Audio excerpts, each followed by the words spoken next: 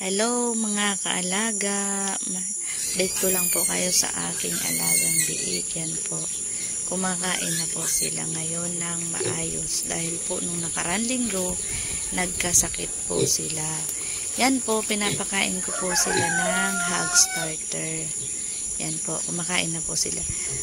Yan po ay siyam na lang po dahil dati 10 sila, ngayon siyam na lang.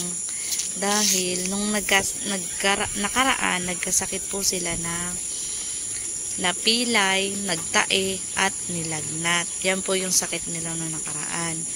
Ngayon po, magaling na sila. Kasi nga po, pinateknisyan ko sila doon sa aking technician. Pinatirukan ko sila ng antibiotics at vitamins. Sa awa ng Diyos at magaling na sila ngayon.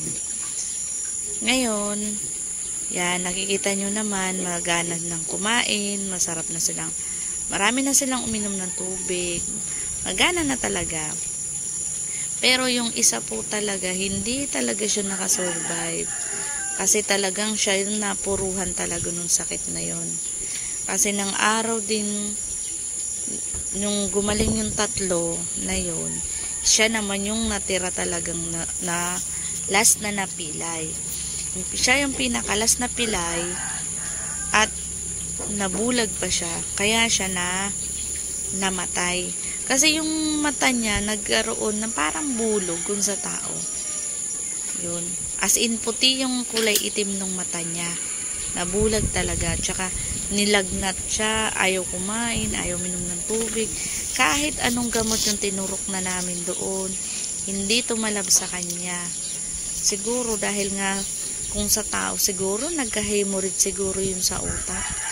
Kasi nung namatay na, nung gabi, yung gabi na yun, nagsi-seizure na talaga siya. Meron akong upload doon na nanginginig na nga siya. Meron akong upload dyan sa isa kong video. Nakita niyo. Tingnan nyo na lang po. Tapos, doon, makikita mo talaga nanginginig siya. Tapos, kinagabihan nun, yun, namatay na talaga siya. Pagkagising ko ng umaga, mayroon dugo yung sa gilid ng mata hanggang doon sa butas ng ilong niya. Yung isang ilong, mayroong dugo talaga. Tapos, sinala na, di na talaga bumaba, di na talaga, para na siya lantang gulay. Wala na, kasi halos 3 araw, 4 na araw siya hindi kumain eh.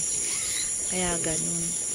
Ito naman kasing iba, pag hindi naman to kumain, hindi uminom, ganun yan, lalagnatin. Buti na nga lang talaga, pasalamat talaga ako dun sa technician at mabilis kong natatawag pagka mayroong mga sakit ito.